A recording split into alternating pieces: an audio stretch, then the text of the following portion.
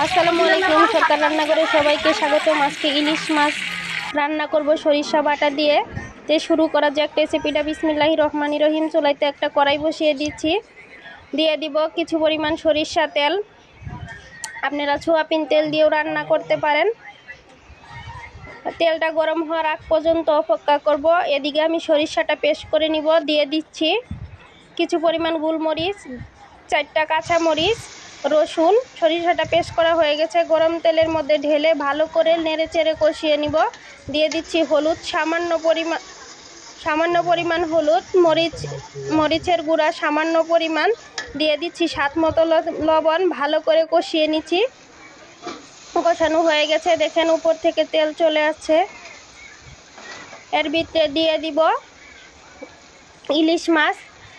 ইলিশ মাছটা দিয়ে দিচ্ছি। ইলিশ মাছটা দিয়ে ভালো করে নেড়ে চেড়ে কষিয়ে নিব।